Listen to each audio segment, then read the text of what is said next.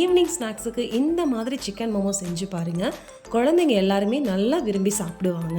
இந்த ரெசிபி செய்கிறதுக்கு ஃபஸ்ட்டு நம்ம மைதா மாவு கூட தேவையான அளவு உப்பு, கொஞ்சமாக எண்ணெய் சேர்த்துட்டு நல்லா கலந்துக்கோங்க. அதுக்கப்புறம் கொஞ்சம் கொஞ்சமாக தண்ணி ஆட் பண்ணி சப்பாத்தி மாவு கன்சிஸ்டன்சிக்கு பிசைஞ்சிட்டு ஒரு 1/2 hour மூடி போட்டு அப்படியே வச்சுடுங்க. அடுத்தது ஸ்டஃபிங் ரெடி பண்ணிக்கலாங்க. நான் சிக்கனை பார்த்தீங்கன்னா மிக்சர் ஜாரில் போட்டுட்டு 2 அடி அடித்து எடுத்துட்டேங்க. நீங்கள் பொடி பொடியாக சாப் பண்ணிக்கிட்டாலும் ஓகே. அடித்து போடுறதுனால பார்த்தீங்கன்னா சிக்கன் சீக்கிரமாக வெந்துடும், அதிக டைம் எடுத்துக்காது.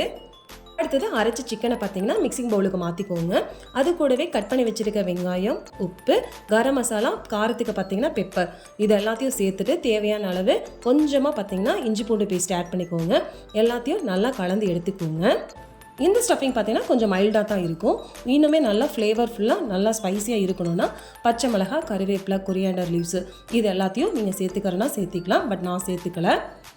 அடுத்தது மாவை பார்த்தீங்கன்னா சின்ன சின்ன உருண்டையை எடுத்து அதை தனித்தனியாக நான் தேய்ச்சி பார்த்தேங்க. கரெக்டான ஷேப்புக்கு எனக்கு வரலை, அது எனக்கு செட் ஆகலை.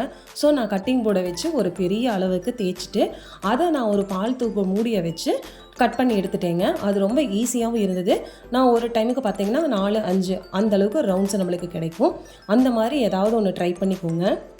இப்போ தேய்ச்சி வச்சுருக்க மாவில் பார்த்தீங்கன்னா நம்ம ரெடி பண்ணி வச்சுருக்க சிக்கன் மசாலாவை வச்சுட்டு என்ன ஷேப் வருதோ அந்த ஷேப்புக்கு இந்த மாதிரி ஃபோல்ட் பண்ணி வச்சுருக்கீங்க.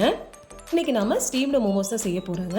அதனால் இட்லி பாத்திரத்தில் தேவையான அளவு தண்ணி ஆட் பண்ணிவிட்டு தட்டில் பார்த்திங்கன்னா லைட்டாக எண்ணெய் அப்ளை பண்ணிவிட்டு நம்ம ஷேப் பண்ணி வச்சுருக்க மோமோஸை வச்சு ஸ்டீம் பண்ணி எடுத்தோன்னா நம்மளுடைய ஸ்டீம்டு மோமோ ரெடி ஆகிடுங்க. இந்த ரெசிபி எல்லாருக்குமே பிடிச்சிருக்குன்னு நினைக்கிறேங்க. டைம் இருந்தால் வீட்டில் ட்ரை பண்ணி பாருங்கள். தேங்க்யூ.